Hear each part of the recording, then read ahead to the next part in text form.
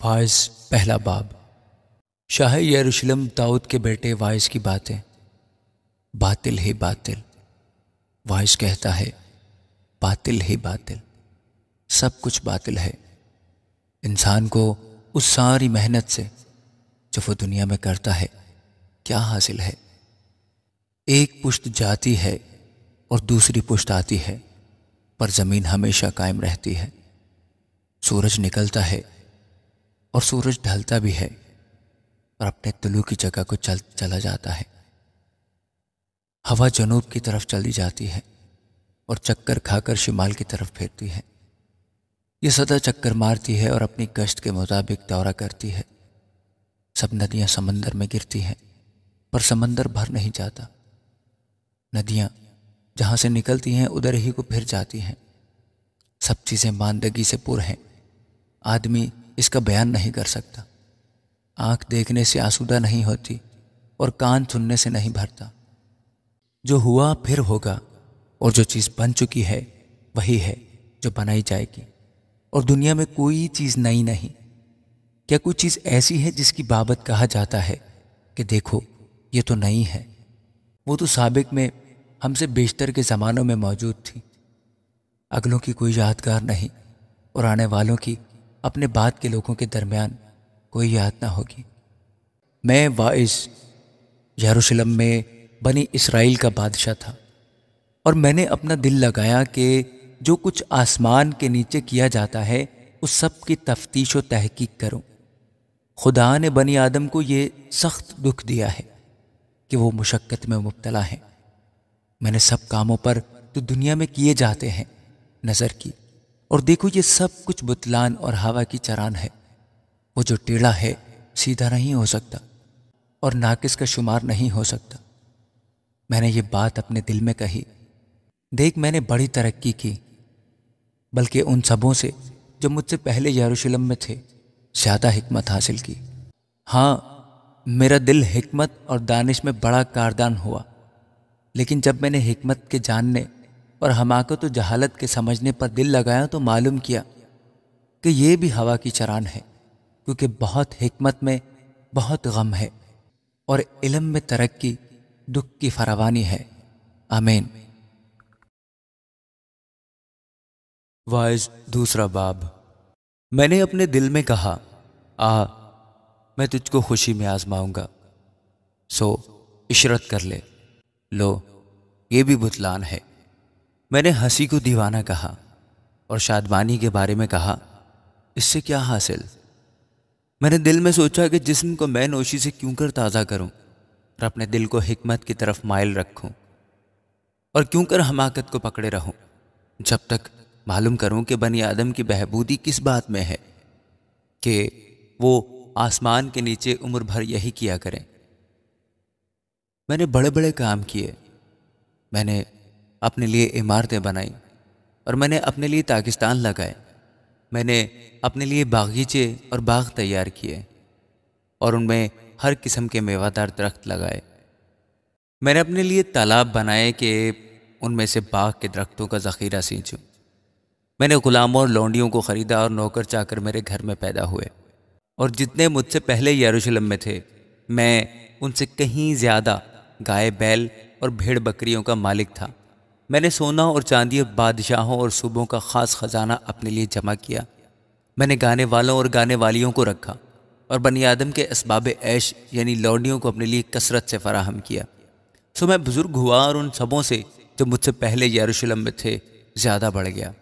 میری حکمت بھی مجھ میں قائم رہی، اور سب کچھ جو میری آنکھیں چاہتی تھیں میں نے ان سے باز نہ رکھا۔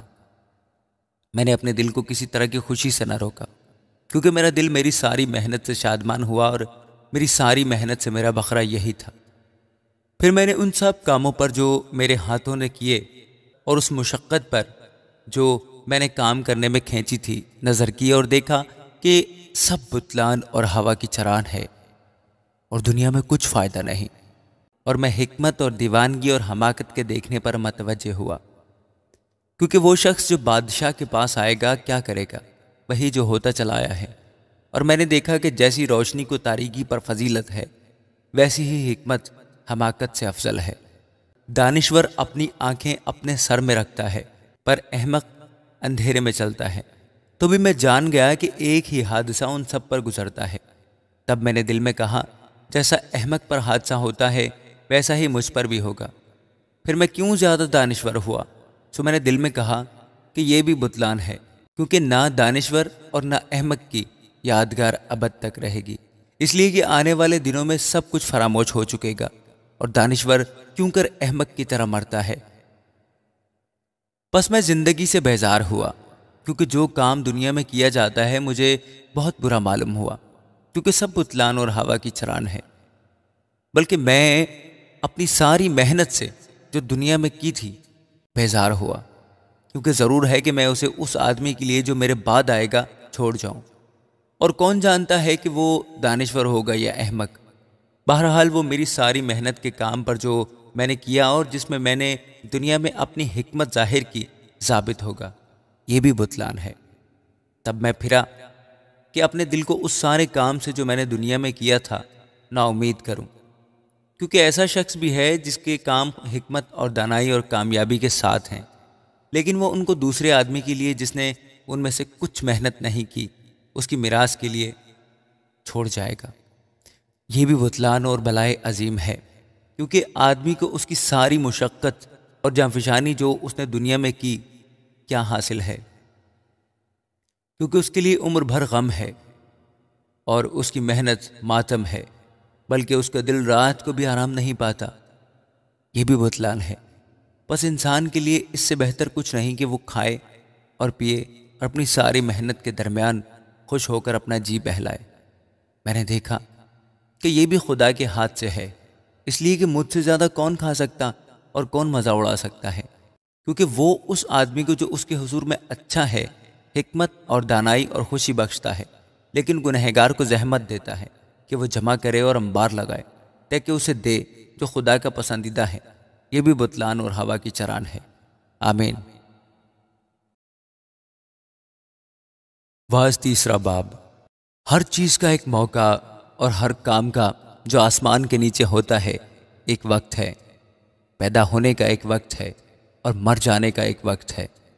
درخت لگانے کا ایک وقت ہے اور لگائے ہوئے کو اکھاڑنے کا ایک وقت ہے۔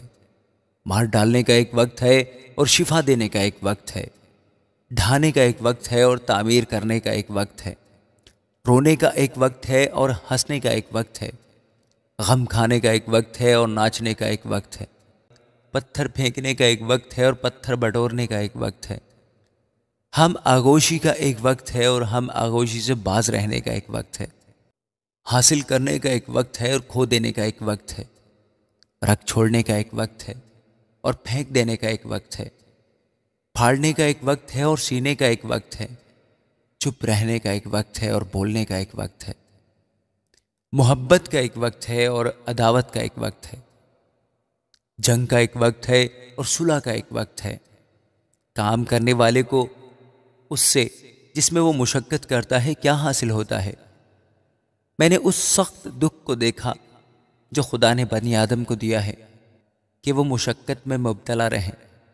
اس نے ہر ایک چیز کو اس کے وقت میں خوب بنایا اور اس نے ابدیت کو بھی ان کے دل میں جاگزین کیا، اس لیے کہ انسان اس کام کو جو خدا شروع سے آخر تک کرتا ہے دریافت نہیں کر سکتا۔